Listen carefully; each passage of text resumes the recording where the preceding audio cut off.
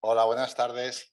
Para mí es un inmenso placer el poder participar en esta jornada, aunque sea sustituyendo a Íñigo Fernández de Mesa, que por caso sobrevenía en el último momento no ha podido acompañarnos en contra de su deseo.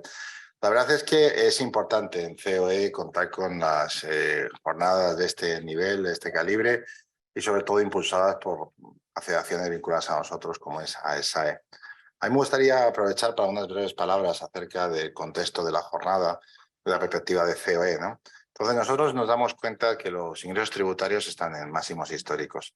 Cuando comparamos la recaudación tributaria del año 2023 con la de 2019, estaríamos hablando de un incremento de recaudación de 50.000 millones de euros. Esto es un aumento del 24% frente al 11% que ha aumentado el PIB nominal. Por lo tanto, tenemos una presión fiscal que ya estamos en máximos históricos, en orden del 42% del PIB para el año 2022 y posiblemente alguna décima más para el 2023 cuando se mide correctamente hablando. Y de hecho hemos asistido a una continua escalada de introducción de nuevos tributos, de refuerzo de la capacidad recaudatoria ya existentes y de no compensación del elemento inflacionario generalizando así el problema de la progresividad en frío. Nosotros aquí en COE hacemos acuerdos internacionales con organismos tan prestigiosos como es la Tax Foundation. Pero la Tax Foundation hace un indicador internacional de competitividad fiscal. Y desgraciadamente España tiene la posición ahora al número 34 de 39 países desarrollados. Y esto no es una situación de siempre. En el año 2019 teníamos la posición 23. Y tenemos un deterioro significativo en los últimos años como consecuencia de las medidas incorporadas y sobre todo el no haber avanzado en una modernización y mejora del sistema fiscal. Como indicador, no solamente de presión fiscal recaudatoria, sino de lo que es el propio diseño del sistema tributario en la medida que interfiere con la actividad económica, hemos diseñado un indicador que se llama la presión fiscal normativa. La presión fiscal normativa española hemos estimado que está un 16% por encima de la media de la Unión Europea. También decir que cuando ajustamos la presión fiscal ya está en términos recaudatorios a los niveles próximos por encima de la Unión Europea. Aquí ha habido un cierto debate y me atrevo a decir que un debate bastante impostado porque es cierto que está recaudándose ya más en España que en la Unión Europea. Sin perjuicio que luego la estadística tendrá que ajustarse con correcciones técnicas como es el ajuste de recaudación incierta, que son 3 décimas de PIB, pero que son impuestos que los contribuyentes están obligados a pagar, o como es el hecho de que nuevas figuras tributarias como las que vamos a analizar hoy aquí, como el gravamen de banca o energía, por su naturaleza pretendidamente no tributaria, técnicamente hablando no forma parte de la presión fiscal, pero son impuestos, se recaudan con impuestos y tienen efectos económicos de impuestos. Cuando ajustamos la presión fiscal en función de la renta, es un indicador muy importante, lo que se llama el esfuerzo fiscal. En España tenemos ya un esfuerzo fiscal un 52% mayor que la renta europea, que la media europea. Y un indicador también es importante es qué parte de esta presión fiscal corresponde a la empresa. La presión fiscal empresarial es mayor en España que en la Unión Europea, pero sobre todo hay un indicador que a mí me gusta especialmente pertinente, que es el porcentaje de la recaudación que aportan las empresas. En España es el 32% del total de recaudación que aporta la empresa, mientras que en la Unión Europea es menos del 24%. Es decir, la empresa es el gran pagador de impuestos en España. Aquí me gustaría un poco denunciar, pensando que cuando se tributa a la empresa se hace pagar a un agente aislado, independiente del resto, y eso es un error. Esta tributación selectiva, pensando que se puede grabar a uno sin afectar a otro, no es posible. La hacienda pública nos demuestra que estamos todo interrelacionados. Y cuando intentamos hacer grabar la empresa, estamos haciendo grabar al ciudadano, al usuario, al cliente, al trabajador, al ahorrador, al inversor y al empresario. A todos ellos conjuntamente, porque no puede ser de otra forma. Cuando la actividad económica empresarial son actividades más generales de prosperidad en términos de igualdad de oportunidades, en términos de generación de riqueza, en términos de palanca social a través del empleo. Me gustaría hacer unas breves palabras a través de los 3 grandes tributos que vamos a analizar en esta jornada, ¿no? En primer lugar, sobre el impuesto de grandes fortunas. Ya anticipo que tenemos un informe de más de 100 páginas que vamos a publicar, a presentar la próxima semana. Pensamos que es un impuesto de dudosa constitucionalidad en cuanto se ha introducido un impuesto, en primer lugar, singular. No existe en la Unión Europea impuesto de patrimonio y por lo tanto ya de por sí es cuestionable el mismo. Y también pensando que es un impuesto que, aunque es un impuesto pretendiente sobre el ahorro, en la práctica es un impuesto sobre la empresa y sobre el coste de capital de la empresa y por lo tanto afecta a la inversión y puede tener unos importantes efectos en términos de deslocalización de contribuyentes, de capitales, de incentivos, tanto de salida como dejar de entrar a España como consecuencia de esta figura, porque no podemos olvidar que si tus entornos comparados tienen regímenes fiscales para expatriados preferentes, no tienen impuesto de patrimonio, te sitúas en desventaja. Es decir, aquí el sistema fiscal hay que diseñarse con el principio de competitividad, teniendo en cuenta lo que rige en tu entorno y teniendo en cuenta los efectos en términos de eficiencia que generas. Como estos dos principios se obvian y se olvidan, pues en la práctica son impuestos altamente distorsionantes. En Alemania se estimó un impuesto de patrimonio del 1% del PIB podría suponer una contracción de la actividad del 5% del PIB y el efecto sobre la recaudación neto del conjunto del sistema era negativo. Es decir, no se recaudaba, perdía recaudación. Por lo tanto, esto es un impuesto que más que un impuesto es un despropósito. Y ahí entramos también en el impuesto de plásticos, que también entra en vigor aquí el 1 de enero.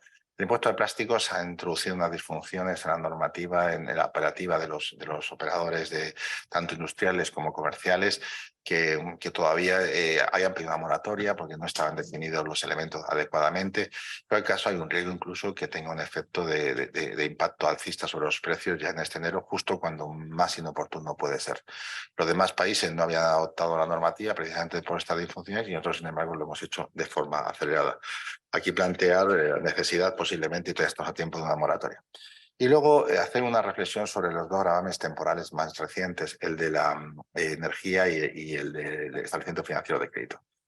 No voy a hacer, porque lo van a hacer los ponentes, un poco de análisis jurídico, de no llamar a las cosas como son. Es un impuesto, no es una prestación patrimonial de carácter público, es un impuesto lo que han hecho aquí, ¿no?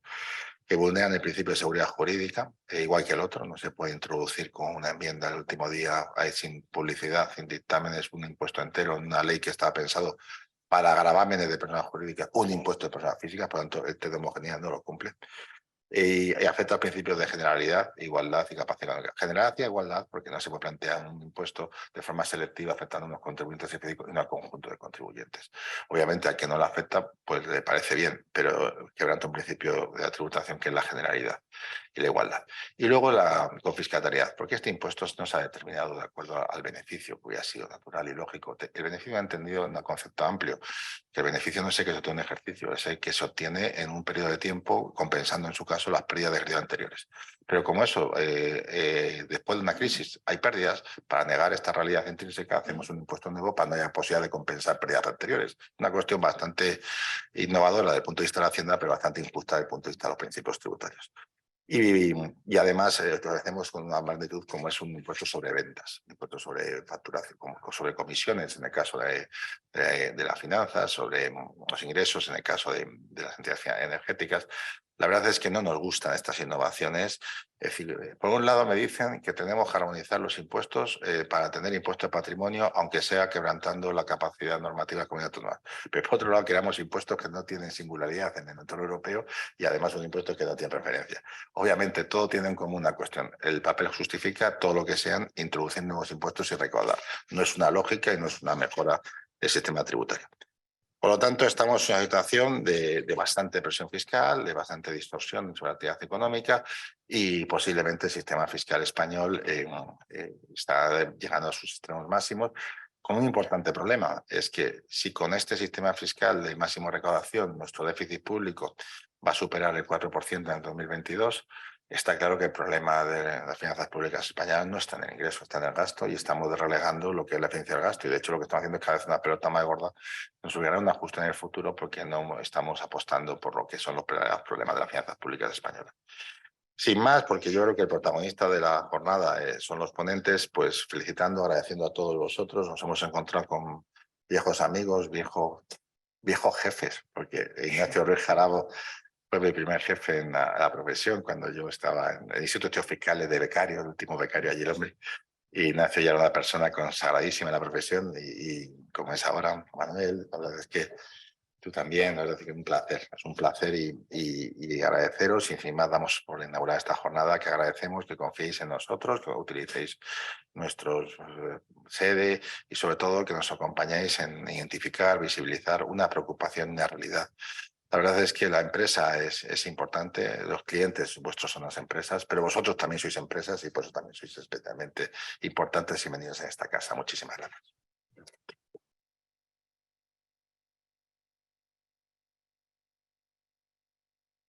Como vicepresidenta de AESAE, Asociación Española de Servicios Avanzados para Empresas, quiero dar las gracias a la COE por las facilidades que nos ha dado y siempre nos da para llevar a cabo esta jornada. A Gregorio Izquierdo, también por sus palabras, y a todos ustedes por acompañarnos esta tarde aquí, bien de forma presencial o bien online. Cada ponente hará su exposición y con posterioridad podrán ustedes, si es online, a través del chat que figura al pie de su conexión, hacer las preguntas que estimen pertinentes. Si están ustedes aquí en la sala, podrán solicitar también de viva voz cualquier aclaración o cualquier pregunta que quieran dirigirles a estos magníficos ponentes que tenemos aquí esta tarde. No quiero quitar tiempo a estos expositores que tantas cosas y tan interesantes tiene que contarles. Paso a presentarles a Ignacio Ruiz Jarabo, que tiene un extenso currículum. Nos hablará de las políticas tributarias en tiempos de crisis. Él ingresó en el Cuerpo Superior de Inspectores de Hacienda del Estado, también en el Cuerpo de Técnicos Auditores del Ministerio de Hacienda. Fue presidente de la Sociedad Estatal de Participaciones Industriales, de la SEPI, director general de la Agencia Tributaria, director general de Catastro, director de la Escuela de la Hacienda Pública. Otras actividades dentro del sector público, fue miembro del Consejo de Administración de la Sociedad UNOSA, miembro del Consejo de Administración de la Compañía Transmediterránea, vicepresidente del Consejo Superior Inmobiliario, miembro del Consejo de Administración del Banco de Crédito Local. En el sector privado, pues ha sido miembro del Consejo Asesor de la Sociedad Copisa, del Consejo de Administración de la Sociedad Colway 08 y también en actividad docente ha sido profesor en la Escuela de Hacienda Pública, ha participado en numerosos seminarios y encuentros internacionales, entre otros organizados por el Banco Interamericano de Desarrollo, y tiene numerosas publicaciones realizadas. Colabora también con medios audiovisuales, por un lado en el programa Espejo Pública de Antena 3, participa con asiduidad también en varios programas de radio y televisión y entre otras actividades pues ha sido el primer español que ha sido elegido para el Comité Ejecutivo de Centro Interamericano de Administradores Tributarios, la CIAT de Panamá, y fue condecorado como Caballero de la Orden del Mérito de la República Francesa. Ha sido, esto no menos importante, vicepresidente del Club de Baloncesto Estudiantes, club al que yo profeso un especial cariño y seguimiento. Tienes la palabra cuando quieras, Ignacio, para hablarnos de las políticas tributarias en tiempos de crisis. Muchas gracias, Beatriz. Está inteligente. Vale, perfecto. Ya está. Gracias a los organizadores por invitarme a participar. Gracias, Gregorio, por tus palabras. ¿De qué forma tan elegante me has llamado viejo? Tú eras el último becario y yo ya estaba consagrado. Efectivamente, ha sido muy elegante. Es una broma, ¿eh? Y gracias, Beatriz. Tú también has sido elegante cuando también me has llamado mayor. Hablando de mi extenso currículum, la extensión no es una consecuencia de los años, ¿no? Pero bueno, vamos a hablar en serio ya, ¿no? Política tributaria en época de crisis. Bueno, que estamos en crisis es un hecho objetivo, ¿no? Es decir, sin haber salido del anterior, de la financiera, pues el shock pandémico hace entrar evidentemente al mundo en crisis, con sus consecuencias y efectos económicos. Se produce el confinamiento, se para en buena medida la actividad económica. Tras el confinamiento y el inicio de una cierta normalidad, no voy a decir nueva normalidad para no decir las mismas palabras que otro personaje, tras el inicio de una cierta normalidad empezamos a notar ausencia de materias primas y de productos semiterminados, estrangulamiento, por tanto, en la distribución también y efectivamente con efectos económicos perversos, con carestía de productos, de materias primas, y en esta llega la guerra de Ucrania que albarda sobre albarda provoca el subidón de precios energéticos y por tanto del transporte. En definitiva, estamos ante una auténtica inflación de costes, ¿no? Inflación de oferta, en definitiva.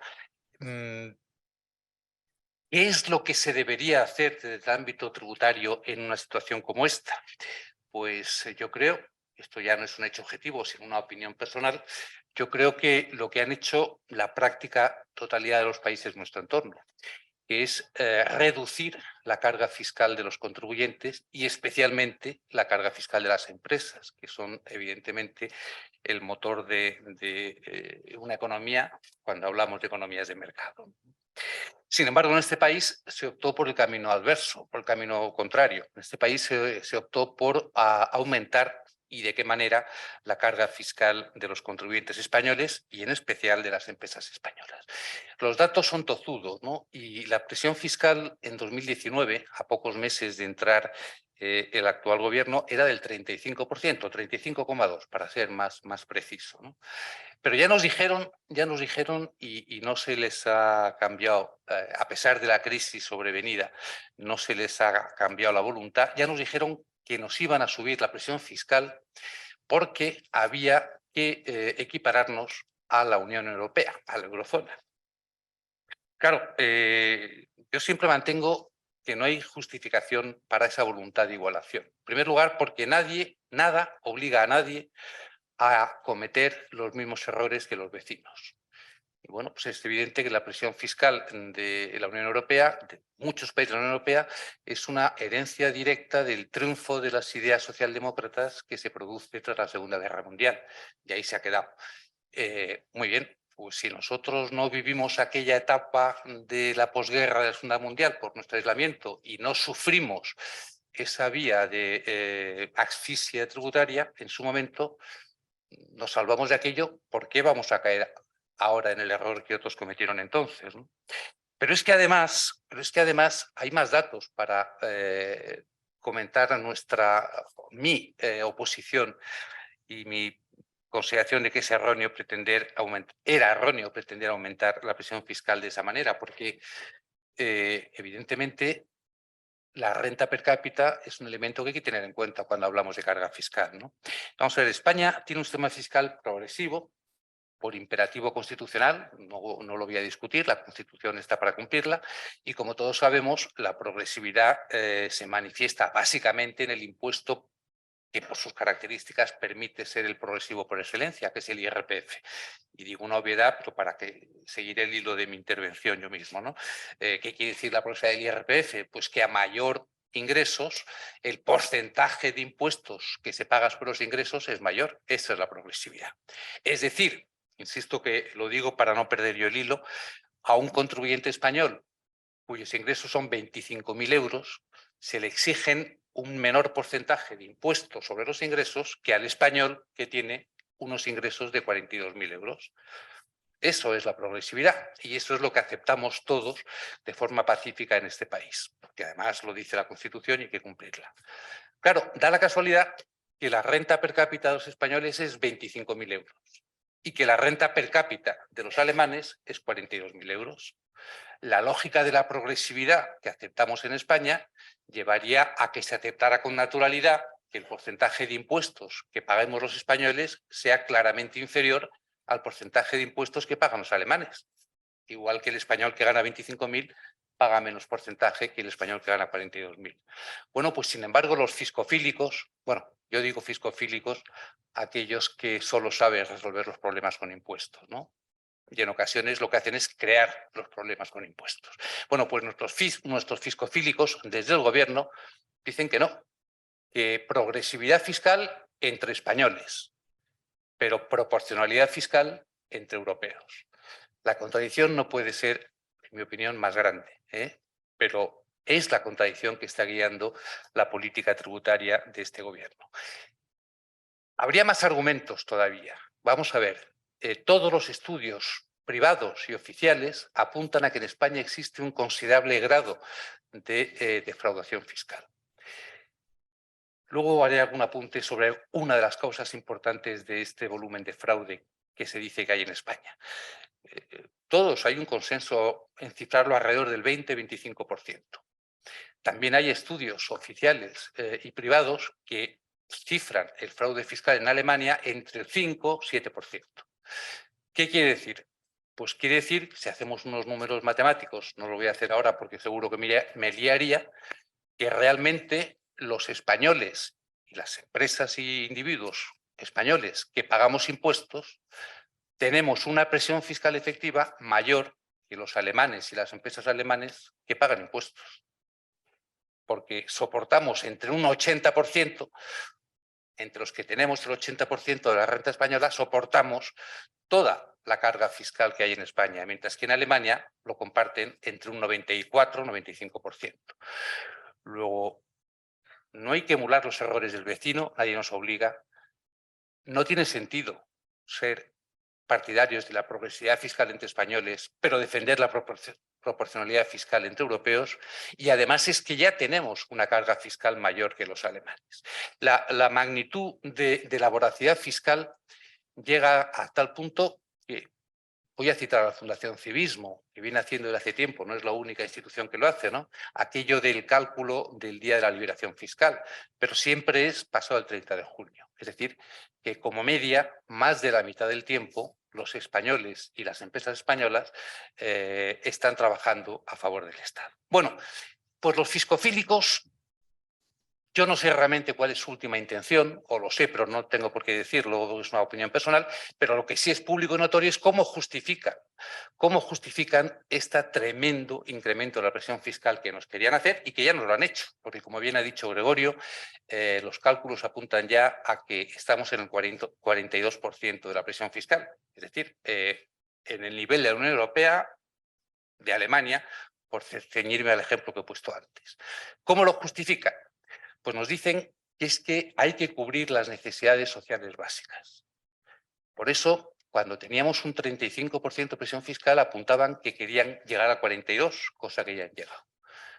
Y entonces, si miramos un poco hacia atrás la historia, resulta que en el año 1996, Felipe González dejó el gobierno con una presión fiscal inferior al 32%, 31,8%. Alguno de esos fiscofílicos que dicen que hay que aumentar la presión fiscal desde el 35 al 42 para cubrir necesidades sociales básicas, ¿se atrevería a decir que Felipe González dejó el gobierno sin tener cubiertas las necesidades sociales básicas? Entiendo que no, ¿verdad? Luego, si éramos capaces de cubrir las necesidades sociales básicas en 1996 con el 32%, ¿qué? Iba a decir qué carajo. ¿Qué caray es necesario llegar hasta el 42%? Bien, los fiscofílicos dirían, es que hay nuevas necesidades sociales básicas. Vamos a las de verdad, a las que son necesidades sociales básicas. Por un lado, tenemos la ley de dependencia. Evidentemente, yo creo que nadie puede estar en contra de la ayuda al cuidado de los mayores que así lo necesiten, y eso, según datos oficiales, supone escasamente el 0,2% del PIB. Y luego tenemos un dato objetivo, que es así, y es el envejecimiento de la población española, que además de generar más coste en la aplicación de la ley de dependencia, genera un mayor gasto en pensiones, en el sistema público de pensiones. Exactamente, el último año, ese aumento de la población pensionista ha supuesto un 1,5-1,6% del PIB en relación con el año 96, el aumento de la población, digo. Pongamos hasta el 2% por envejecimiento de la población en el sistema de pensiones, 0,2% ley de dependencia. Sumamos ese 2,2 al 31,8 que dejó Felipe González de presión fiscal y nos vamos al 34. ¿Por qué hay que llegar hasta el 42? ¿Qué necesidades sociales básicas hay más allá de las que había cuando estaba Felipe González y más allá de las dos, evidentemente básicas, a las que me he referido?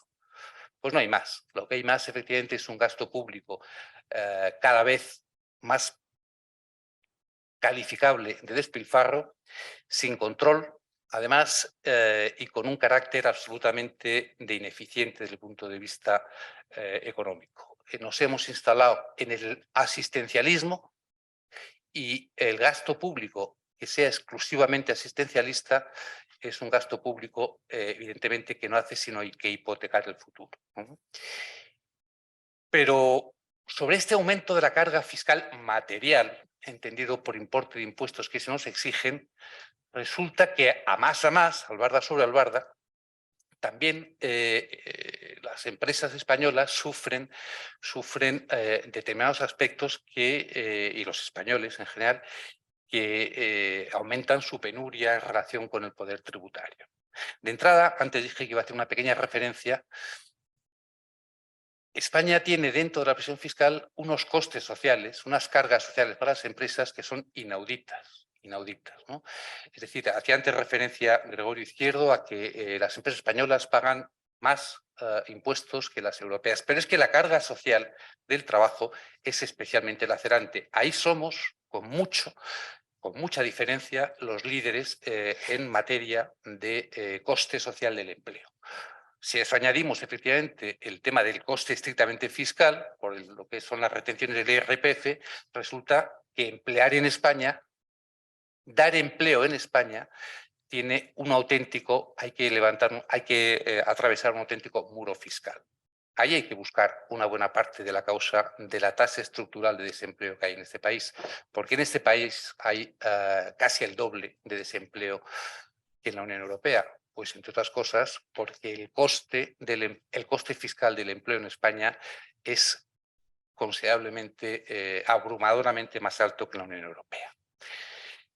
Decía que junto a la carga material nos encontramos también con una carga formal, es decir, pocos países tienen el nivel de exigencia de obligaciones tributarias ajenas al importe a pagar que hay en España. Es una circunstancia curiosa porque en este país el proceso de digitalización se está utilizando no para reducir las tareas burocráticas de los contribuyentes, sino para exigirles más obligaciones de información con nuevos formatos y con nuevas exigencias por parte de la Administración tributaria. Se está dando, en cierto modo, el proceso inverso a la tendencia con la que se inició. Cuando las nuevas tecnologías irrumpieron en nuestra sociedad, entonces la Administración tributaria las utilizó, las aprovechó para descargar de tareas burocráticas a los contribuyentes. Hoy es justo lo contrario. Hoy se obliga a los contribuyentes, y para lo que una gran empresa no es un problema, para una pyme, para una micropyme y no digamos para un autónomo, es evidentemente una carga ciertamente difícil de superar y costosa en términos económicos si se subcontrata.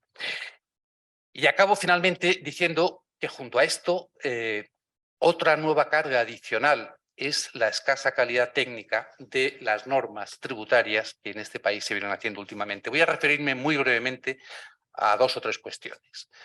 Que además afectan las primeras a la relación jurídico-tributaria, donde el desequilibrio entre las potestades del Estado y los derechos de los contribuyentes es cada vez mayor. No hace ni 2 años que el Tribunal Supremo anuló un registro hecho en el domicilio social de una empresa por considerar que no se cumplían los requisitos de la Ley General Tributaria para poder hacer un registro y porque además, sobre todo, decía que se estaba afectando a un derecho constitucional fundamental, como es la inviolabilidad del domicilio o la defensa del domicilio, y que eso debía regularse por ley orgánica. Bien, la respuesta del poder tributario, del Estado, pero del poder tributario fue aprovechar la primera ley que pasaba por la esquina para, mediante una enmienda, del mismo modo que se ha hecho con el impuesto sobre grandes fortunas, modificar la Ley General Tributaria y adaptarlo, las posibilidades de hacer un registro a las condiciones que quería la agencia tributaria. Una enmienda deprisa y corriendo y sobre todo incumpliendo el requisito que decía la sentencia del Tribunal Supremo de que debía regularse por ley orgánica. Esta es esta es el nivel de respeto hacia los derechos de los contribuyentes que últimamente mantiene el poder tributario español. Y tengo que referirme a otra sentencia porque no tanto ya por el sentido de la absolución o condena, evidentemente fue absolución, sino por la explicación que se daba la sentencia por parte del tribunal. Quiero referirme a la condena, a la sentencia que absuelve a Sandro Rosell, después de haber estado 2 años en prisión preventiva, ¿no?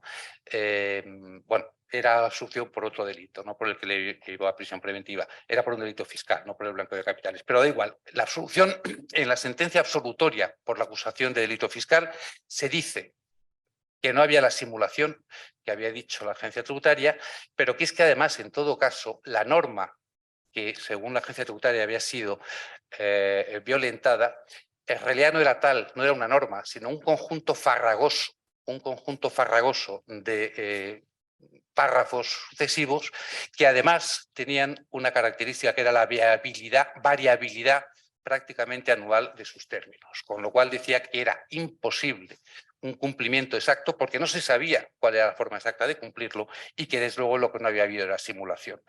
En esas 2 o 3 parrafadas de la sentencia se hace un auténtico retrato de lo que es el nivel, la exigencia y la forma en que se nos exigen los impuestos.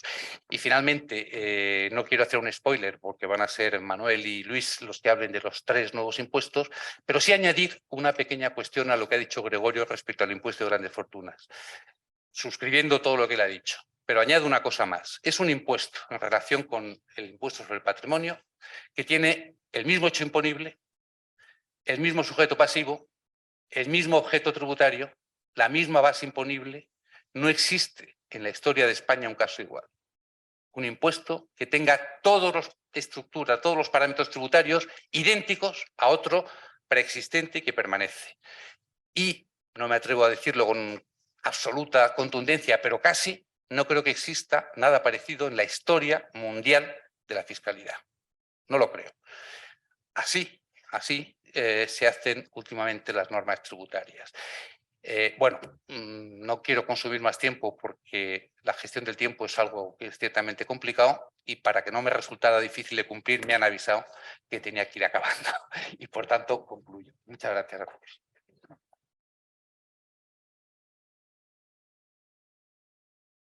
Muchas gracias, Ignacio, por tu brillante exposición. Hay varias preguntas que te quieren hacer.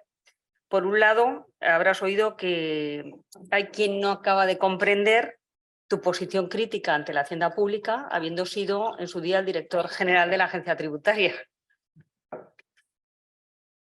Créanme, hubiera pagado porque se emitiera esa pregunta. Hubiera pagado, porque se me pregunta con cierta frecuencia en foros más reducidos, ¿no? Yo fui director general de la Agencia Tributaria, sí, señor. Compartí aquellos años con Manuel Lamela, además en puestos de dirección los dos. Yo estoy orgulloso, estoy seguro que él también, porque formamos parte, efectivamente, de la cúpula de la Hacienda Pública en un gobierno cuya política tributaria tenía 3 ejes. 1, bajar los impuestos. 2, reequilibrar la relación jurídica tributaria entre derechos, potestades del Estado y obligaciones del contribuyente. Y 3, reconducir la administración tributaria hacia la idea, la vocación y la materialidad del servicio a los contribuyentes.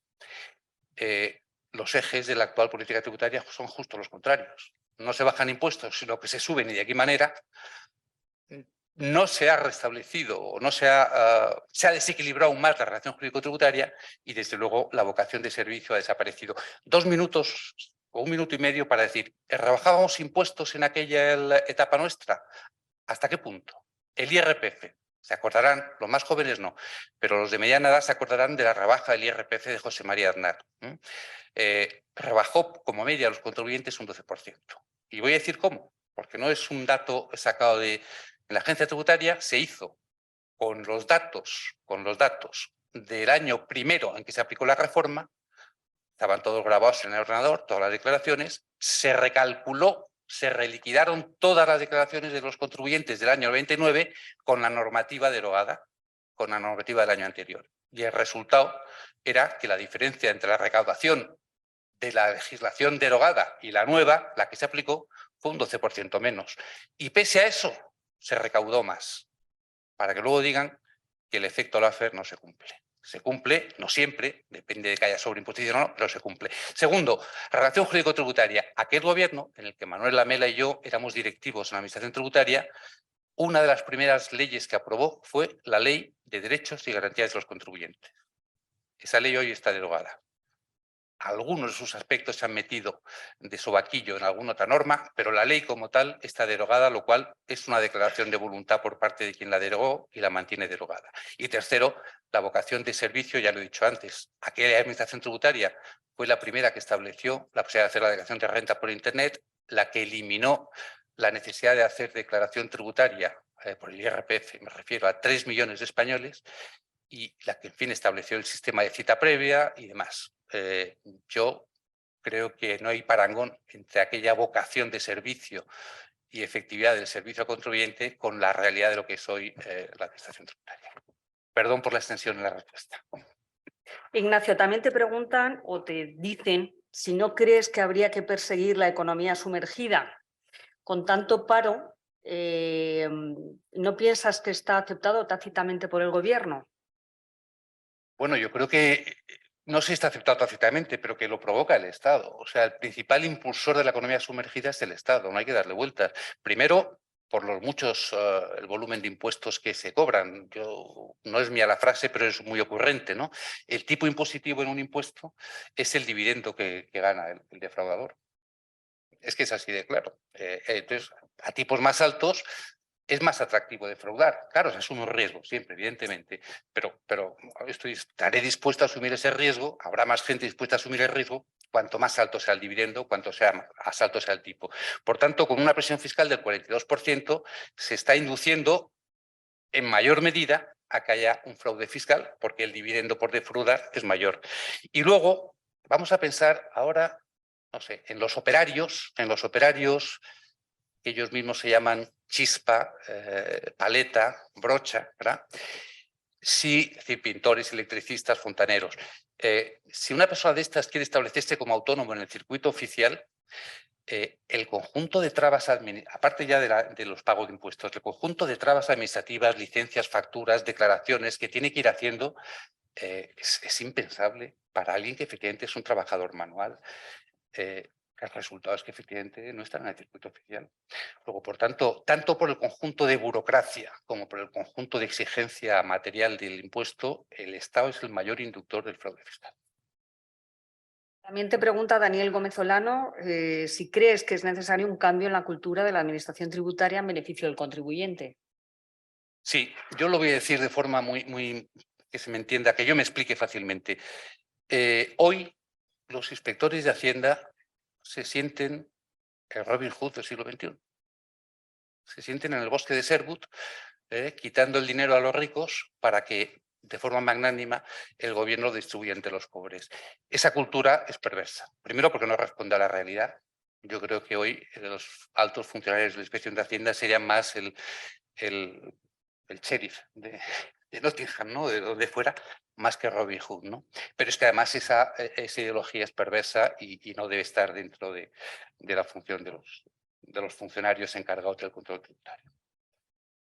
Por último, te dicen que qué opinas, siguiendo un poco la estela de la economía sumergida, qué opinas sobre la posibilidad de devolver a cada ciudadano de las facturas que se paguen, por ejemplo, el 1%, y de esa manera esa economía sumergida disminuiría. Ese tipo de experiencias no han funcionado bien internacionalmente. Yo, uno de los viajes que hice de trabajo a Argentina, me encontré con una cosa curiosa que le llamaban el loteriva. El loteriva consistía en que tú entregabas, los consumidores finales entregaban facturas a la administración tributaria y les daban boletos de una lotería. Tanto por factura o tanto por importe, era una mezcla. Y bueno, pues de vez en cuando, cada semana había un sorteo y el que ganaba se llevaba un dinero. Era una manera de incentivar que el consumidor final, que en principio la factura no le interesa, la exigiera.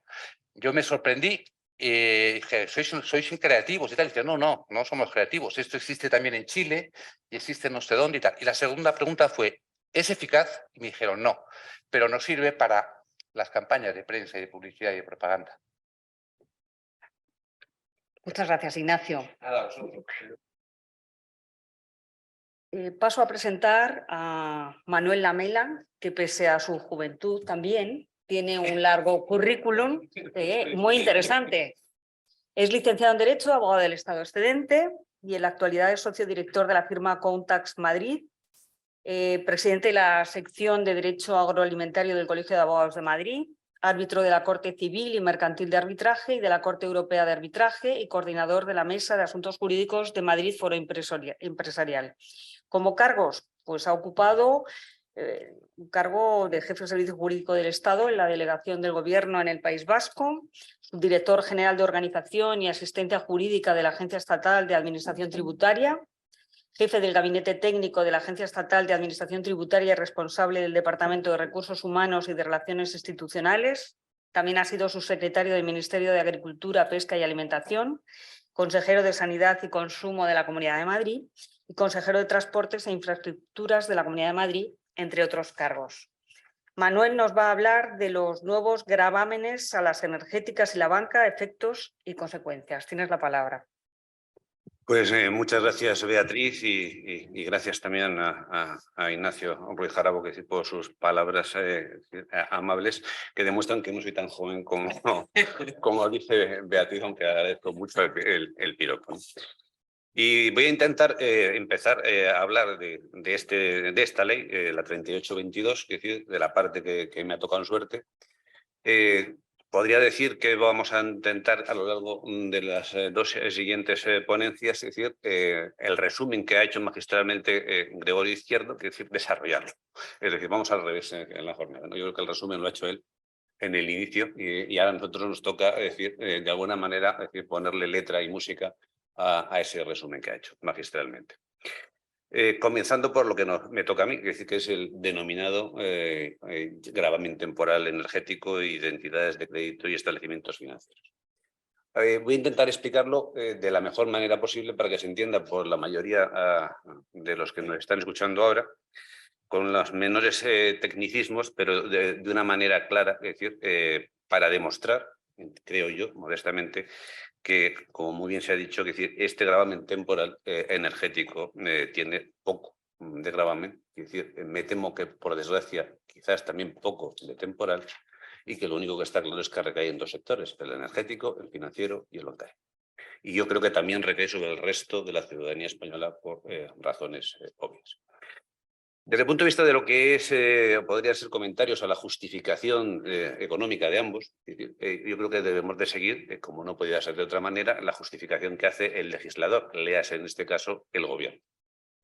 La justificación que hace el legislador, es decir, podría ser perfectamente compatible y compartible, es decir, con una modificación del sistema fiscal que afecta al mundo empresarial, que podría haber conseguido quizás los mismos objetivos, a mi juicio, con mayor seguridad jurídica, con mayor rigor y con mayor coherencia. No obstante, que se ha optado por una justificación económica muy fácilmente entendible por la inmensa mayoría de la ciudadanía. Se trata, se dice, de resolver con medidas no tributarias, es decir, un problema coyuntural. Esto puede sonar bien. Es decir, vamos a analizar si son medidas no tributarias y si es un problema coyuntural. ¿Y qué quiere decir la ley respecto de estas dos cosas? ¿Qué se entiende por problema coyuntural? Bueno, pues se está hablando de la guerra de Ucrania, se está hablando del repunte de la inflación, se está hablando de una cosa que llaman el reforzamiento del pacto de rentas. Yo me pregunto dónde está el pacto de rentas. Es decir, estamos en la casa en donde se ha dicho que ya no hay pacto de rentas porque no se ha podido hacer el pacto de rentas. No obstante, se ha acuñado el concepto como existente e incluso se le va a dotar económicamente, aunque no exista tal pacto. Y a continuación también se habla de la obtención de recursos adicionales para reforzar la acción pública. Esto que es una metáfora preciosa, que decir, nosotros que hemos pasado por la hacienda pública sabemos que esto se llama recaudar más fondos para cubrir el gasto público. Es decir, lo que pasa es que se puede decir de muchas formas más bonitas o más feas y se opta por una denominación bastante edulcorada. Y luego el concepto genérico, obvio y necesario en cualquier sistema fiscal, que es el del reparto del esfuerzo, con criterios evidentemente de proporcionalidad y también de progresividad. Bien, la primera pregunta que yo me hago humildemente es Si estamos ante una justificación que dice que es resolver un problema coyuntural con medidas no tributarias, porque la propia ley, que está ya en vigor desde diciembre, nos está diciendo tanto en el artículo 1.13 como en el artículo 2.12, es decir, tanto en relación con el gravamen temporal o los gravámenes temporales, que decir, de energéticas y de financieras, como después veremos también con respecto del impuesto de las grandes fortunas, que se va a plantear en el año 2024 el mantenimiento con carácter permanente de esto. Hombre, o es coyuntural o es permanente.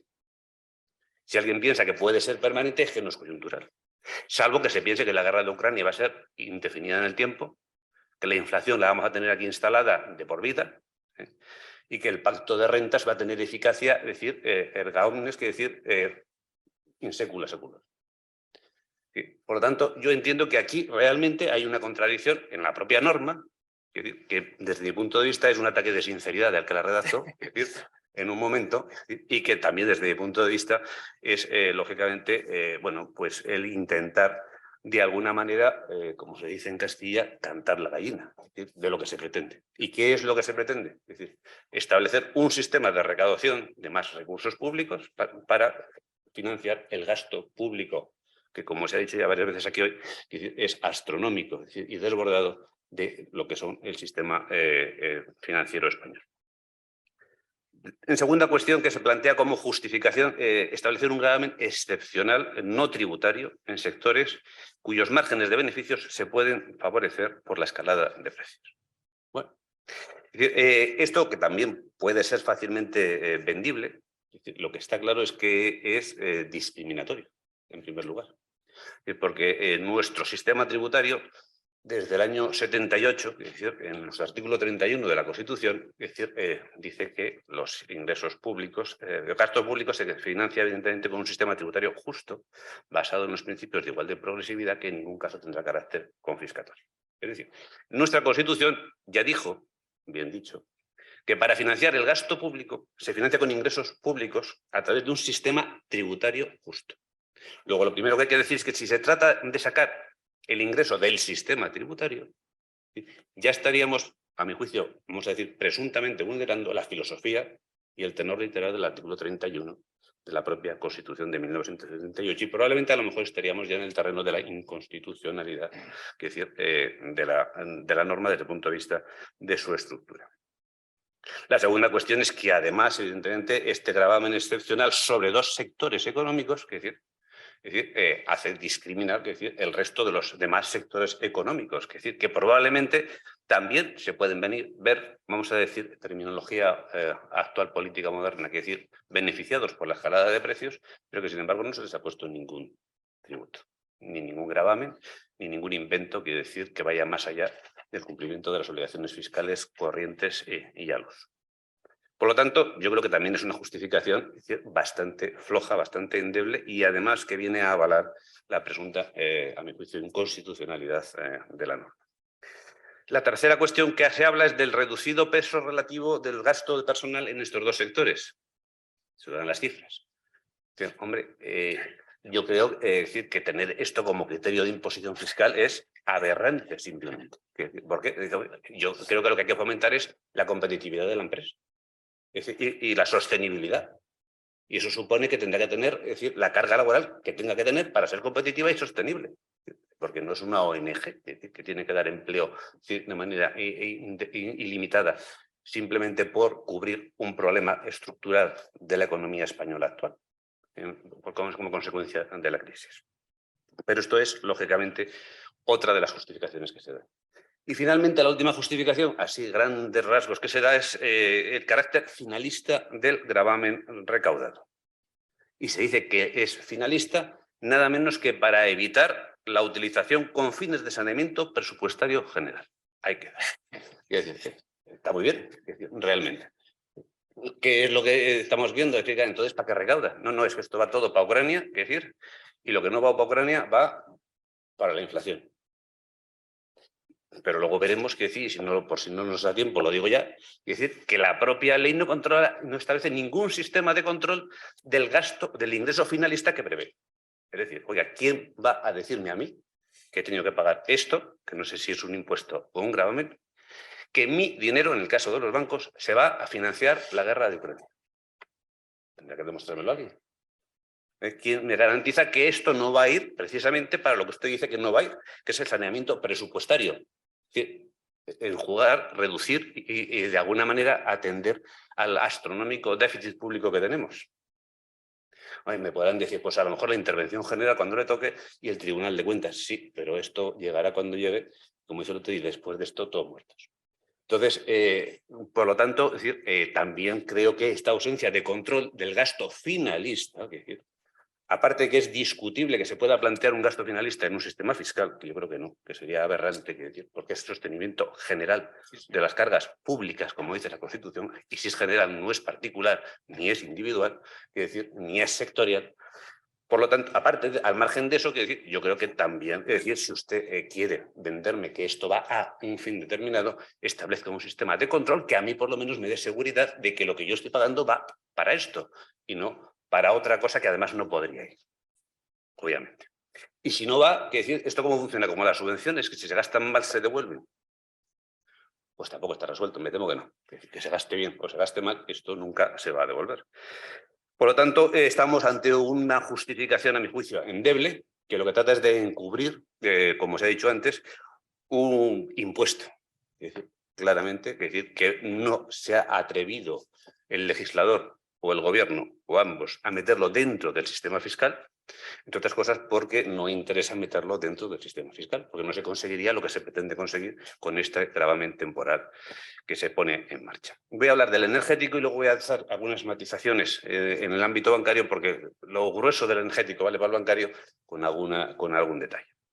En cuanto al energético, ¿cuál es el sujeto pasivo? Bueno, pues los denominados operadores principales, es decir, las grandes compañías, vamos a decirlo claramente, es decir, están en el listado de la CNMC del año 20, por lo tanto, es decir, no hay dudas de quiénes son. Se establece un criterio de exención de 1.000 millones, quiere decir, de al menos más de 1.000 millones de netos de cifra de negocio del año 2019, y luego se utilizan como cifras de los años de cálculo 17, 18 y 19, es decir, lo cual quiere decirse que estamos basando este gravamen, quiere decir, en ingresos pasados, quiere decir, por lo tanto, se le está dotando de una cierta retroactividad, quiere decir, al propio gravamen. En cuanto a la naturaleza jurídica, yo creo que es la madre del cordero, es decir, de lo que demuestra, utilizando la teoría del algodón, que estamos ante un auténtico fraude de ley, hecho por una ley. Parece todo aberrante, pero es así. Es decir, porque lo que se está tratando es de encubrir una figura tributaria bajo un paraguas no tributario. Y todo el esfuerzo del legislador o del que redactó esto, que es encomiable, y hay que decirlo, va precisamente a esa finalidad, no a otra.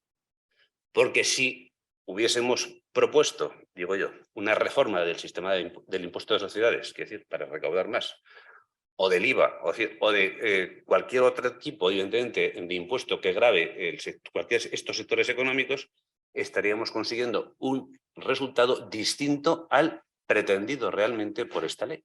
Y por tanto, todo el esfuerzo es precisamente para evitar eso. Yo creo que lo vamos a intentar entender fácilmente. Se trata de una prestación patrimonial pública no tributaria. Mucha gente dirá, ¿qué es esto? No, bueno, esto no se lo han inventado. Es decir, esto en la Constitución también, en el artículo 31, en el apartado tercero, fuera del sistema tributario, se dice claramente, evidentemente, que se podrán establecer prestaciones personales y patrimoniales de carácter público de acuerdo con la ley. Se podrán establecer. Está fuera del sistema tributario. Y si nos vamos a nuestra legislación, ¿dónde se regula esto? Pues nos encontramos que se regulaba en una exposición adicional de la Ley General Tributaria, que era la primera, que se modifica por la Ley de Contratos del Sector Público del año 17, como aquí es muy común, también lo digo, gobierne quien gobierne, utilizar cualquier ley para modificar cualquier otra. Bueno, pues la Ley de Contratos Públicos modificó la disposición adicional de la Ley General Tributaria en ese año, y de paso también se modificó el texto refundido de la Ley de Haciendas Locales y la legislación vigente en materia de tasas y precios públicos. Todas esas modificaciones, que lo que hacen es desarrollar el concepto de gravamen temporal, en este caso, evidentemente, de prestación patrimonial pública de carácter temporal, siempre distinguen las tributarias de las no tributarias. Y aquí se dice expresamente que esta es no tributaria. ¿Por qué? Porque no interesa que sea tributaria, sería un dislate e iría en contra de los intereses de quien ha hecho la norma.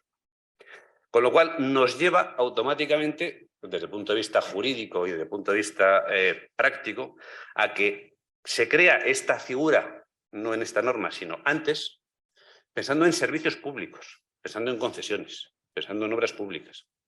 Esa es la razón de ser de ese 31.3 de la Constitución, que se exige con carácter coactivo, evidentemente por razones de interés general. Son esas acciones coactivas por razones de interés general para casos concretos, para prestaciones concretas o para servicios concretos, no con carácter general como si fuese un impuesto. Luego, por lo tanto, desde mi modesto punto de vista, que estamos también ante un auténtico fraude de ley, ante una utilización torticera y fraudulenta de una figura jurídica consagrada en nuestro ordenamiento jurídico para un fin absolutamente distinto del pretendido en esta norma. ¿Vale? Dicho esto, y hablando de esta naturaleza jurídica, la ley dice que esta prestación patrimonial se guía por lo que es la ley propia que la aprueba, la ley general presupuestaria y la ley general tributaria. Bueno, es decir, oiga, si es ley general tributaria, si además te dice que el régimen sancionador general que se le aplica es el de la ley general tributaria, si además te dice que los recursos que se establezcan como consecuencia de esta ley son los de la ley general tributaria, que es, por tanto, decir, la vía económico-administrativa y el contencioso, y si además te dice que todo el derecho sancionador, menos una cosa que ahora digo, es decir, va por las infracciones y sanciones tributarias, el reglamento de infracciones y sanciones de carácter tributario, que, oiga, ¿cómo me dice que esto no es tributario? Pero vamos más allá.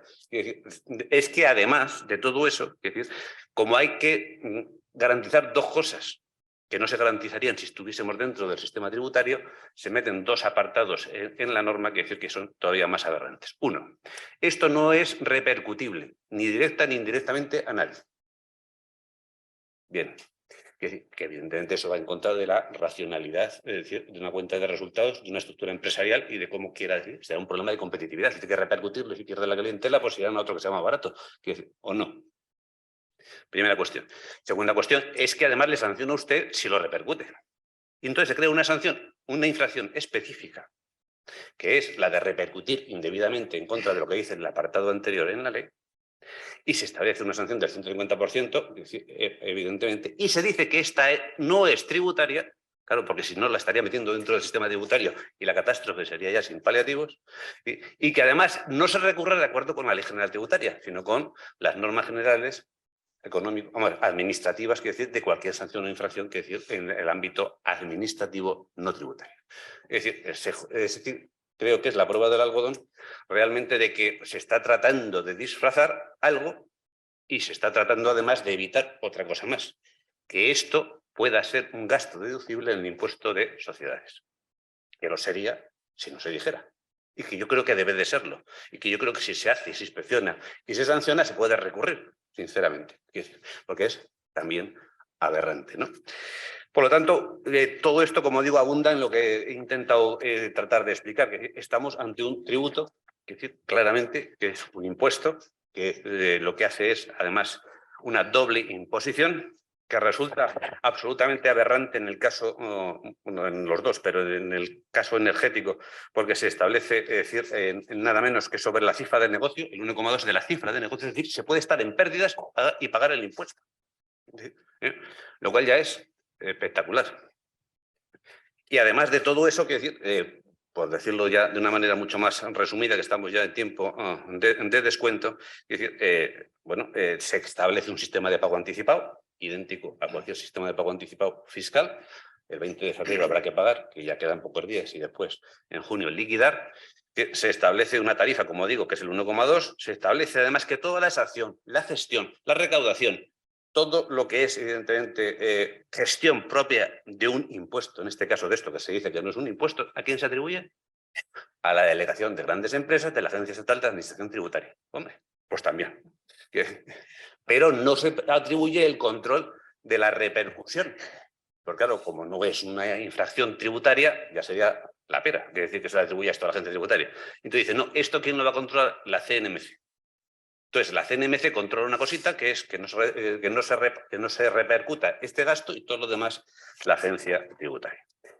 En definitiva, yo creo que sí que estamos ante un pastiche, ante un bodrio, es decir, que yo creo que es fácilmente recurrible, que es presuntamente inconstitucional y que desde luego lo que genera es una falta de seguridad jurídica en nuestro sistema tributario grave.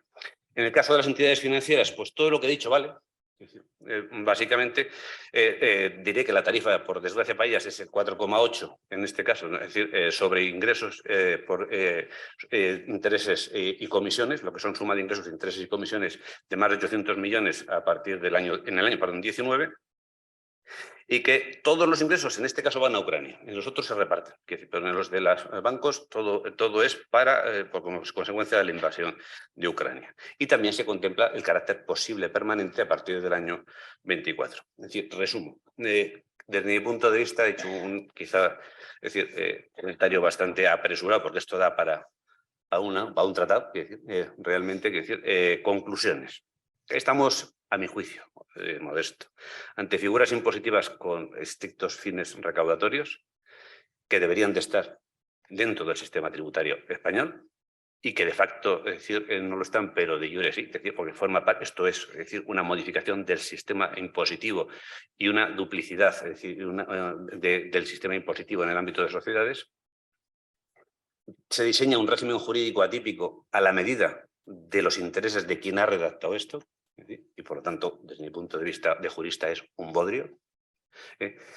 Nunca debería tener carácter retroactivo porque es fiscal. Quiere decir que, evidentemente, los impuestos no pueden tener retroactividad. Es discriminatorio, como he dicho antes, porque afecta solo a dos sectores muy concretos, rompe el principio de igualdad y afecta al criterio de proporcionalidad. Es decir, y se aplica, además, a mi juicio, también de manera absolutamente discrecional e injustificada. Y, de facto, genera, como he dicho antes, una doble imposición fiscal, lo cual también es, a mi juicio, aberrante.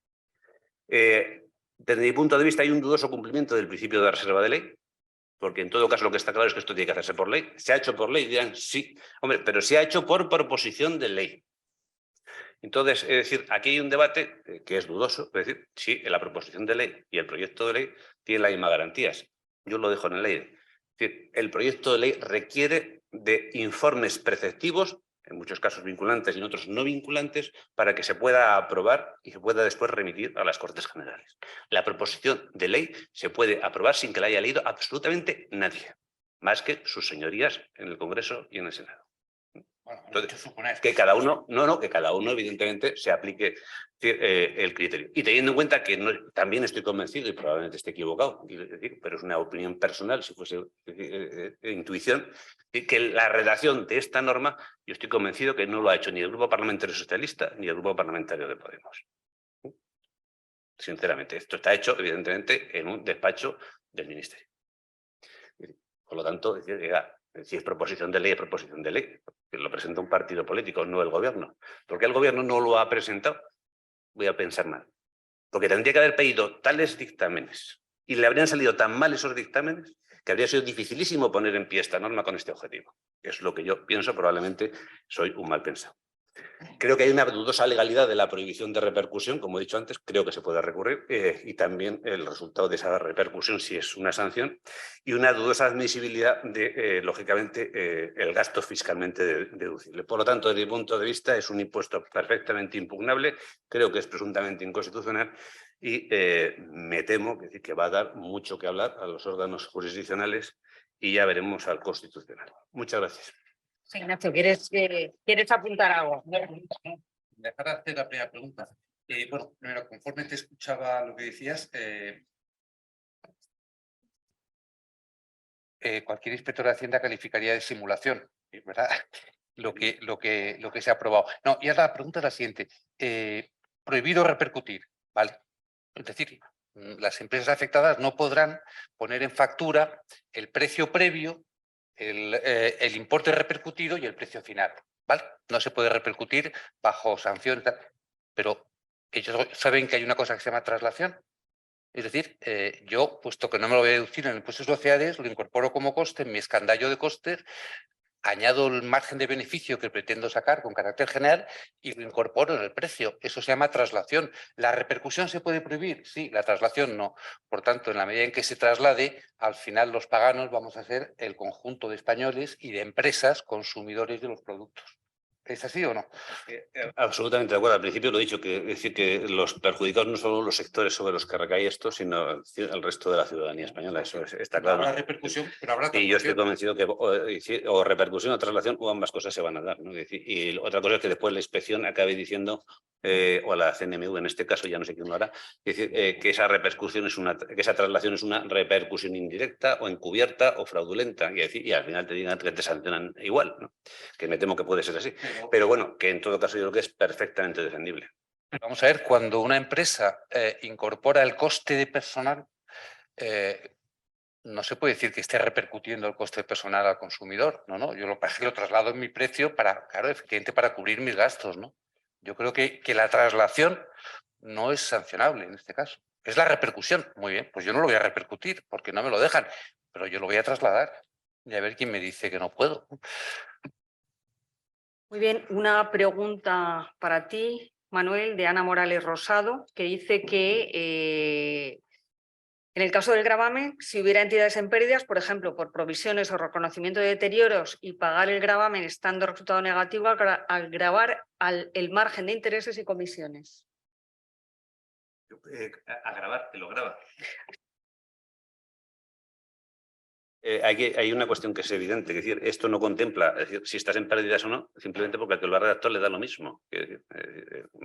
Entonces, esto está al margen, como he dicho antes, de la situación de pérdidas o ganancias. Es decir, usted paga sobre esta cifra, es decir, sobre esta parte de su negocio, es decir, y si el resto del negocio le va mal y luego pierde, es su problema. Es decir, porque aquí no se ve ni posibilidad de petición de ingresos indebidos, ni de reintegros, ni de compensación en impuestos a sociedades, ni nada por nada. Entonces, evidentemente, al final, esto de alguna manera tendrán que repercutirlo, pienso yo, porque además, en el caso de la banca, la sitúa en una situación, a mi juicio, de falta de competitividad con la banca de otros países, es decir, que no tienen estos gravámenes.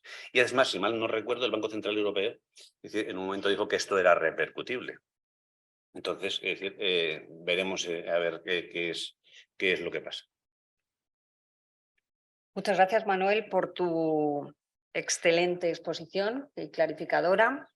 Y ahora tenemos con nosotros también a Luis Rubí, que es licenciado en Derecho por ICADE, con diploma de empresariales, especialidad C1 y funcionario del Cuerpo Superior de Inspectores de Hacienda del Estado y de Aduanas e Impuestos Especiales. Ahora mismo está en excedencia. Fue inspector adscrito al Servicio Ejecutivo para la Prevención del Blanqueo de Capitales y las Infracciones Monetarias del Banco de España y director del Servicio de Vigilancia Aduanera. Dirige una firma, Rubí Blanc Abogados, Sociedad Limitada, especializada en el asesoramiento financiero, fiscal, contable y laboral de empresas. Luis nos va a hablar de las implicaciones del impuesto sobre la riqueza y las últimas novedades tributarias. Tienes la palabra, Luis. Muchas gracias. Muchísimas gracias, Beatriz. Gracias a CBE por acogernos en su casa. Y la verdad es que yo, como soy el más torpe de los tres, con mucha diferencia, me voy a apoyar en una breve presentación para pasar aquí. Puntero no puedo hacer, ¿no? Sobre la pantalla. Vale. Bueno, yo también contaré alguna batallita porque trabajo con los dos. Bajo primero la formación en la escuela, cuando Ignacio era el director, que aprendimos algunas cosas interesantes relacionadas con lo que voy a contar hoy aquí. Luego también colaboré en los ingresos importantes de los 90 luchando contra el contrabando de drogas con Manuel Lamela como abogado luchando contra algunas organizaciones de por allí del norte. Y luego como director de Vigilancia Aduanera pues también hicimos una labor importante y recaudamos, bueno, pues ayudamos al déficit público. Entonces luchando contra el fraude, como hay que hacerlo, ¿no? Y la verdad es que, esa labor fue brillante, creo que fue brillante, pero tengo algún borrón en mi historia, ¿no? La vida hace extraños compañeros de viaje, pero en fin, bajo el único borrón que tiene Ignacio en su magnífica gestión como director de la agencia fue un acontecimiento deportivo en el que no tiene responsabilidad ninguna, la culpa fue mía y de la Audiencia Nacional compartida, pero en fin, le tocó a su corazón, lo sé, me consta, y en fin, las cosas fueron así, ¿no, Ignacio? Bueno, me valgo de mi presentación y voy a empezar diciendo, como el famoso cura de Bilbao cuando le preguntaron por el pecado, me dijo, yo no soy partidario, pues de esto del impuesto de las grandes fortunas no somos partidarios. Y no somos partidarios porque nos parece que tiene un recorrido corto por las razones que vamos a comentar ahora, ¿no? Si soy capaz de pasar. Soy capaz. Muy bien. Bueno, ya claro, se ha dicho casi todo. Afortunadamente me he quedado al final, tengo poco tiempo, pero casi todo está dicho. Desde luego, parece que se ha colado por la puerta de atrás la tramitación parlamentaria. Yo recuerdo que cuando estudiábamos Derecho Constitucional en la carrera, se decía que los impuestos fueron los que provocaron la presencia de la voluntad popular en los procesos de asamblea y parlamento. Se sustrae al parlamento colocando una proposición de ley que no pasa por la audiencia pública del pueblo, que al final tiene que siempre discutir los impuestos con el Estado, ¿no? Nos han sustraído ahí y no sabemos si esto tiene alguna consecuencia. Yo no soy constitucionalista, pero bueno, seguramente alguien será capaz de verle algún problema a esta trampa de tramitación, que es la respuesta de unos grupos políticos en un momento determinado, ¿no? El impuesto, claro, grava una foto de patrimonio a una fecha. A diferencia de una renta percibida en el periodo impositivo, aquí hablamos de un devengo en una fecha del año y un patrimonio a una fecha del año. Pero el patrimonio se compone de rentas obtenidas durante el periodo impositivo y esto tiene alguna consecuencia en la retroacción, en la posible aplicación retroactiva de normas restrictivas, que vamos a comentar también un poco más adelante. Y luego el impuesto, como ha explicado muy bien Ignacio, ¿no?, reproduce el impuesto de patrimonio. Esto casi sugiere más un recargo sobre un impuesto existente que un nuevo impuesto. Y de esto también haremos algún comentario, adelantándoos que ya prácticamente no se puede decir nada nuevo. Se ha escrito muchísimo en muy poco tiempo, pero se ha escrito mucho sobre este impuesto. Por tanto, bueno, no sé si voy a hacer mucha aportación nueva, ¿no? Pero sí me gustaría también comentar que cuando trabajamos, estudiaba en la escuela con la fantástica dirección de Ignacio, cuando se pronunciaba la palabra leva de capital, joder, todos los alumnos pegábamos un bote en la mesa, ¿no? Porque decíamos, coño, esto es un hachazo fiscal, ¿no? Esto parece más bien una leva de capital repartida en 2 años, ¿no? Y además sustraída a la opinión del pueblo a través de la audiencia pública, una cosa yo creo que bastante dura. Los números del impuesto, pues los tenemos aquí. Va a haber 23.000 contribuyentes afectados. Va a haber pues, una recaudación esperada de 1.500 millones de euros. Tampoco es una cosa muy espectacular. Se pretende fundamentar el impuesto en la necesidad de recaudar, pero dadas las cifras de recaudación históricas que estamos alcanzando en términos interanuales, pues no sabemos si es una justificación muy adecuada para este impuesto. Pero donde está el problema está en la parte derecha, en el mapa estatal. Claro, es un impuesto sobre el que las comunidades autónomas no tienen capacidad normativa. Y esto sí que entendemos que, como ya se ha dicho también, vulnera claramente la autonomía financiera que reconoce la Constitución y desarrolla, como vamos a ver, la Ley Orgánica de Financiación de las Comunidades Autónomas. Efectivamente, aquí tenemos en pantalla la previsión del artículo 156 de la Constitución, que reconoce este principio de autonomía financiera que creemos que ha sido gravemente vulnerado con esta figura. Claro, el argumento de la armonización fiscal tributaria regional en un sistema como el nuestro, descentralizado, en el que se ha reconocido por vía constitucional una autonomía a las comunidades autónomas, es un argumento de momento bastante endeble, a nuestro juicio. Y lamentablemente lo que no se armoniza es con lo que funciona. Se armoniza con lo que no funciona. Lamentamos que esa armonización no vaya por la vía de las comunidades que con estas medidas tributarias de favorecer la inversión están demostrando una mejora recaudatoria, una atracción de capital, una atracción de residentes fiscales a estas comunidades. Por tanto, esa armonización creemos que se ha invertido y está realmente adulterada. La vulneración de la LOFCA también es evidente. El artículo 19.2, que ven ahí, dice con claridad que es competencia de las comunidades autónomas determinar los mínimos exentos, las tarifas, las deducciones y las bonificaciones. Este engendro normativo se crea para vulnerar esta autonomía, incidiendo en los elementos que determinan la cuota tributaria sin que las comunidades autónomas tengan ninguna capacidad de decisión en esta materia. Pero además el tema del recargo es un tema que también está encima de la mesa. Y efectivamente, la normativa contempla la posibilidad de que se establezcan recargos. La Ley Orgánica de Finanzas de las Comunidades Autónomas. Pero claro, lo hace justamente en el sentido contrario. El Estado, las comunidades autónomas podrán imponer recargos sobre los tributos del Estado cedidos. Pero claro, en este caso es justamente el efecto contrario. Es el Estado el que impone un recargo sobre un impuesto que ha sido cedido a la comunidad autónoma. Por tanto, se está invirtiendo el proceso. Y además, es curiosa la mención que hace la propia LOFCA en el artículo 4e. Primero atribuye esa posibilidad de que existan recargos de la comunidad autónoma, pero luego se dice expresamente que estos recargos no deben configurar de forma que pueda suponer una minoración de los ingresos del Estado, en este caso de la comunidad autónoma, ni desvirtuar la naturaleza o estructura de los mismos. Por tanto, estamos, yo creo, que desvirtuando esa naturaleza y esa estructura con un recargo invertido. Total, un auténtico lío jurídico que yo creo que tiene, como digo, un recorrido bastante corto. Bueno, ya hemos hablado de la dudosa tramitación parlamentaria y nos queda hacer un comentario sobre la irretroactividad. Verdaderamente es fácil comprender que una persona que tiene un patrimonio, que tiene la condición de residente fiscal en España por su permanencia en los plazos legalmente previstos en el periodo impositivo y tiene un patrimonio, si se encuentra con un impuesto que se aprueba en el mes de diciembre, no tiene capacidad de reacción para planificar fiscalmente su situación tributaria al final del ejercicio. Luego se habla de retroactividad media, se habla desde luego, y yo coincido con ello, de que se está produciendo una clara vulneración de la seguridad jurídica y del principio de confianza legítima. También creo que esta vía va a dar juego desde el punto de vista impugnatorio, ya lo veremos, ¿no? En su momento.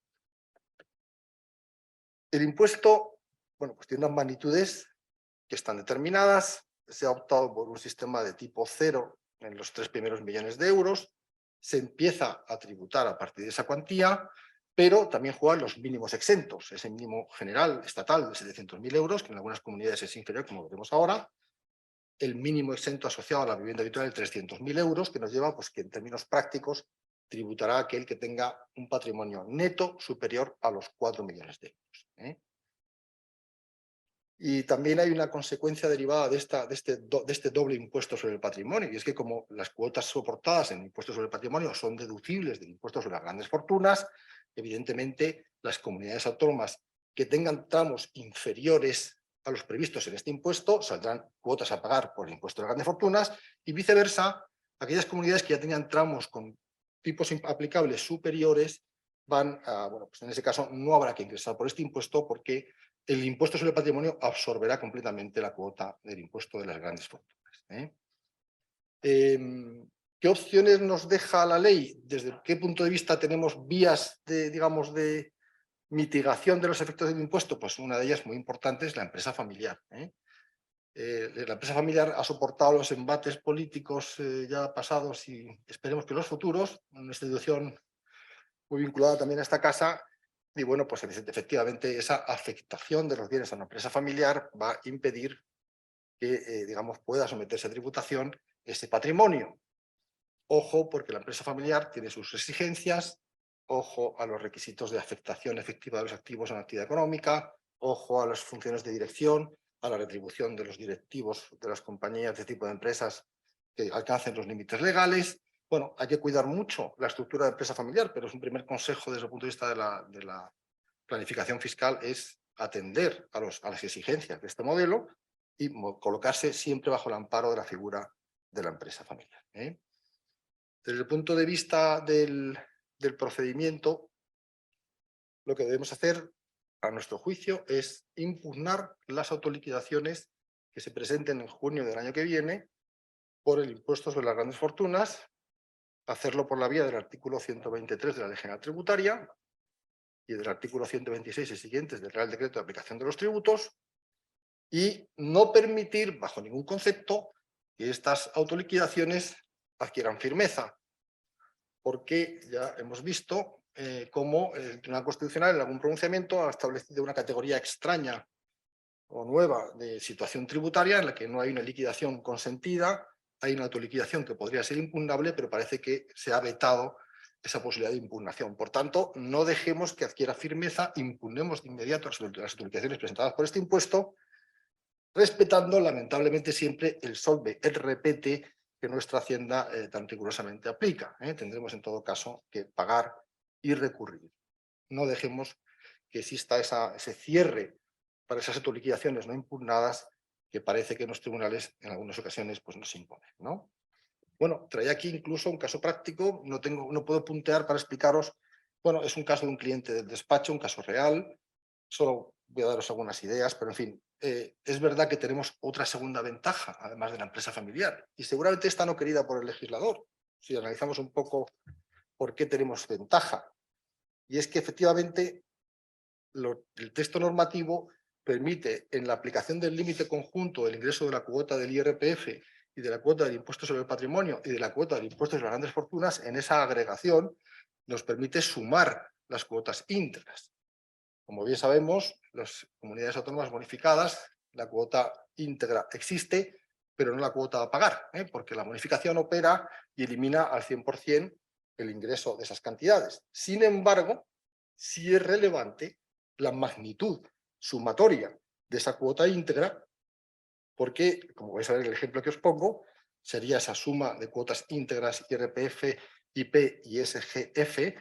Ahí sumamos una cuota que veis más abajo, que es donde están los datos del IRPF del contribuyente, pues esa cuota de 40.000 euros que se puede agregar al resto de las cuotas, y realmente lo que estamos haciendo es considerar una cuota del impuesto sobre el patrimonio que no se ha ingresado ni se va a ingresar. Por tanto, como veis, esa magnitud, ese 60% del sumatorio de la base imponible del impuesto sobre la renta, más la base imponible tanto del ahorro como la base imponible general, que son esos 70.000 euros que veis ahí, se van a comparar además con esas diferencias de tributación en las cuotas, en la suma de las cuotas íntegras por estos impuestos y la cuota íntegra por el impuesto. En definitiva, lo que veis es un ejemplo del impacto que tiene esta incorporación al límite del 60% de la cuota no ingresada en patrimonio, y en el caso de Madrid pues tendríamos una cuota a ingresar en un ciudadano con un patrimonio neto de casi 6.400.000 euros, de unos 9.000 euros, y vamos a ver el caso justamente que se daría en una comunidad en la que no existe esta bonificación, que es la comunidad de Extremadura, como veis en la siguiente slide. Aquí sí que habría un efecto de ingreso de casi 30.000 euros, porque no existe esta posibilidad, digamos, hay que tributar por el impuesto sobre el patrimonio, hay que ingresar y, por tanto, opera la carga del impuesto del patrimonio. Extremadura es una comunidad que tiene unos tramos tributarios, unos tipos de impuestos superiores a los de impuestos de las grandes fortunas, y, por tanto, bueno, pues al final, como veis, no se ingresa nada por el impuesto sobre las grandes fortunas, pero sí que se ingresa por el impuesto del patrimonio casi una cantidad cercana a los 30.000. Bueno, hasta aquí esos huecos que nos ha dejado la norma, la vía de impugnación, los elementos de inconstitucionalidad que vemos en la norma, y aquí únicamente hacer unas notas sobre otras reformas que me parecen relevantes. Hay una que es favorable a los contribuyentes, al régimen de impatriados, tan importante para poder competir. Pensad que, a nuestro juicio, el problema grave del impuesto sobre las grandes fortunas es, como ya se ha dicho también, la competencia fiscal, la decisión de un ciudadano extranjero de invertir en España y trasladar su residencia a un país como España, con un gravamen adicional sobre su patrimonio mundial, porque estarían sujetos pasivos por obligación personal, sujetos por todo su patrimonio mundial. Desde luego se dificulta con estas medidas. Ya estamos escuchando que algunos gobiernos autonómicos van a tomar medidas para contrarrestar este efecto, pero claramente estamos vulnerando la competencia fiscal y estamos empeorando la situación fiscal en relación a nuestros países de nuestro entorno. No hay ni un solo país de la Unión Europea, también se ha dicho, que tenga un impuesto sobre el patrimonio, y por tanto esto nos hace menos competitivos. Además, digamos que la norma trata de captar también a aquellos contribuyentes que, a través de sociedades no residentes, tienen impuestos en bienes inmuebles en España, haciéndoles sujetos pasivos del impuesto. Y bueno, pues también, aprovechando la situación, en el IRPF se han incrementado los tipos aplicables en la base imponible del ahorro, como veis, en un punto para tramos hasta 300.000 euros, y un nuevo gravamen del 28% para rentas que superen los 300.000 euros. Solo hacer un comentario ya, porque estoy justo de tiempo para hacer luego las preguntas. Es en relación con los tipos reducidos de IVA. Bueno, esto incide más en los precios, pero efectivamente, como bien se ha dicho aquí, el tema de los precios es un tema de elasticidad de la demanda, de la oferta. En fin, los economistas saben mucho de esto, no sabemos si va a poder ser controlado efectivamente el traspaso, el traslado de los precios de este tipo de medidas tributarias. No sabemos si la CNMC será capaz de aplicar sistemas de control, porque al final, como dice la microeconomía, la formación de los precios es un tema que depende de la decisión del empresario y de lo que el mercado está dispuesto a aceptar en una economía de mercado como la nuestra. Por tanto, nada más y espero vuestras preguntas. Muchas gracias.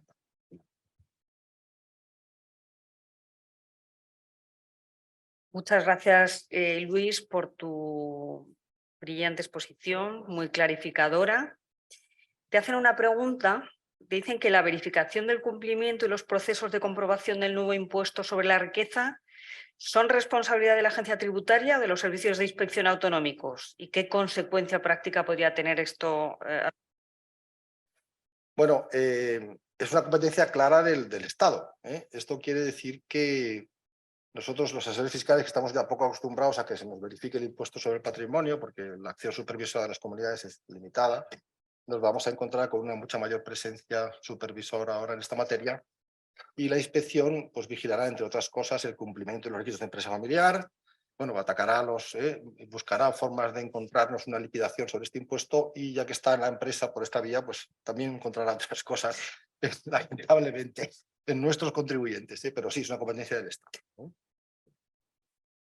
Otra pregunta que te hacen, si no crees que hay grandes patrimonios, dicen entre comillas, sobre todo por la última actualización catastral, que solo cuentan con bienes raíces, pero que no tienen liquidez. ¿Eso no conllevaría la imposibilidad de pagar el tributo o malvender esos bienes para poder pagarlo? Claro, esto afecta incluso a un alcance confiscatorio del tributo. Si no tienes liquidez para soportar este coste del impuesto, sin duda es un problema, y un problema grave. Esto es así, salvo que esos inmuebles se afecten a una actividad económica, que sería el consejo que deberíamos dar a nuestro consultante. Realmente existe un problema grave porque las cuotas pueden ser muy importantes y, bueno, eso sí, dentro de la planificación fiscal tener muy presentes los límites del IRPF, de la declaración del IRPF, a efectos de aplicar ese 60% de las bases imponibles del IRPF. Por tanto, una primera orientación sería: lleve usted sus rentas a través de una sociedad con mucha precaución para que no le apliquen la simulación y las relaciones socio-sociedad, o bueno, pues procure no realizar esos beneficios por transmisión de activos en un periodo en el que todavía está vigente este impuesto, porque eso va a incidir directamente en los límites del IRPF, y por tanto es una vía también de mitigar el impuesto aplicando este límite. Y una última pregunta, Luis, es: ¿los propietarios de sociedades no residentes que ostenten a través de estas sociedades bienes inmuebles situados en España y estos representen al menos un 50% de sus activos, deben tributar conforme a la reciente reforma legal del impuesto como sujetos pasivos del impuesto sobre el patrimonio, y deberán también tributar por el nuevo impuesto sobre la riqueza? Y porque realmente, como se ha dicho ya, este impuesto se remite a las normas de sujeto pasivo y de sujeción del impuesto sobre el patrimonio, y por tanto no hay ninguna excepción en este caso. Por tanto, sí que tendrán que tributar también, y lo cual afecta una vez más a nuestra competitividad fiscal y a un exceso de gravamen clarísimo en comparación con otros países de nuestro entorno. Y una ultimísima ya. Ultimista. Te dicen que has hecho una gran exposición y por parte de los tres ponentes también, y querían preguntarte qué cuota de qué ejercicio fiscal sería deducible del impuesto de patrimonio, dado que este impuesto no tiene ejercicio. Perdón, no tiene pregunta, ¿cómo es? ¿Qué cuota? Preguntan qué cuota de qué ejercicio fiscal sería deducible del impuesto del patrimonio, dado que este impuesto no tiene ejercicio. Bueno, este impuesto se devenga el día 31 de diciembre, como el impuesto sobre el patrimonio, luego sí que tiene ejercicio. Tiene ejercicio fiscal y tiene una fecha de devengo y tiene una cuota de la que se podrá deducir lo que se ha soportado por el impuesto sobre el patrimonio. Es exactamente eso, así como pregunta. Muchas gracias. Muchas gracias a los tres ponentes. Damos la palabra a nuestro presidente, al presidente de la Asociación Española de Servicios Avanzados para Empresa, don Ramón Calduch. Muchas gracias, Beatriz. Bueno, en primer lugar, agradecer a la Casa, a COE y CEPIME, la atención que han tenido con nosotros a la hora de organizar este evento, y no solamente a la Casa, sino también a todos los miembros de la Casa que han podido colaborar en esto, ¿no? Yo es que he disfrutado mucho de la intervención, primero también de Gregorio. Gregorio nos ha dado una clase magistral, aunque como lo dice bajito y muy rápido, pues no lo parece muchas veces, pero ha sido una verdadera clase magistral. Y también he disfrutado mucho con nuestros tres ponentes, con Ignacio, con Manuel y con Luis. Quiero decir que aparte de felicitarme y felicitarnos como ESAE por la intervención y por la brillante exposición de estos tres ponentes, me he permitido también repasar la lista de inscritos. Estáis los que estáis aquí presentes y más de 100 participantes online. Bueno, pues quiero felicitar también por el nivel de los inscritos, por el nivel de los asistentes. Es un nivel excepcionalmente alto, cosa que quiere decir el interés que suscita la materia que hemos abordado hoy, ¿no? Quiero felicitar una vez más, y nunca me cansaré de hacerlo, a Beatriz por su magnífica conducción y sobre todo por su magnífica administración de los tiempos. Con ella siempre acabamos puntuales. Yo soy un maniático de empezar puntuales y acabar puntuales, ¿no? Por lo tanto, no me extenderé para que podamos seguir cumpliendo con este tipo de iniciativa que, por otro lado, es muy loable. Aquí hemos hablado de toda una serie de cuestiones, hemos hablado de burocracia, más o menos subliminalmente, pero de burocracia versus productividad. Hemos hablado de la carga fiscal y desmitificando algunas de las cuestiones que salen en la prensa de una manera muy populista, en el sentido de que la carga fiscal española es menor que la media de la carga europea, cosa que pues, hemos visto con Ignacio que no es cierta. Hemos visto también, bueno, de alguna manera, si alguna conclusión importante saco, es que se ha acertado con el título. El título es Los nuevos impuestos, cuáles son y cómo afectan a los ciudadanos y las empresas, no a los ciudadanos o las empresas. Un populismo que estamos viendo últimamente es que la inflación se debe en un porcentaje muy importante a los beneficios empresariales, ¿no? Bueno, yo creo que después de escuchar a nuestros ponentes esto ha quedado absolutamente desmitificado. No existe diferencia entre las empresas y los ciudadanos. Al final todo acaba trasladándose y estamos, por lo tanto, ante una situación que me ha gustado también, Ignacio, la diferencia que has hecho entre traslación respecto de, bueno, que de alguna manera pues verifica una vez más este reparto al final que no puede separarse a los ciudadanos de las empresas y que lo que afecta a las empresas también acaba inevitablemente afectando a los ciudadanos. Se ha hablado mucho de inconstitucionalizar. Manuel lo ha dejado muy claro. Sus clientes van a recurrir absolutamente todo. Y bueno, y los motivos de la inconstitucionalidad pues son los que ya han salido muy publicados en los últimos días. El carácter confiscatorio, la invasión de competencias, y las autonomías, la de Madrid ha dado el primer paso, pero pienso que va a haber más que entren en este tema. También las deficiencias técnicas, son destacables, la retroactividad y la discrecionalidad. Por lo tanto, nos espera un gran trabajo a los juristas en este sentido y, por lo tanto, bastante litigiosidad respecto de este tema. No quiero alargarme más, quiero agradecerles a todos su presencia, a los que están aquí y a los que tenemos online, y aprovecho para agradecerles su participación en este evento. Por favor, sean felices. Muchísimas gracias.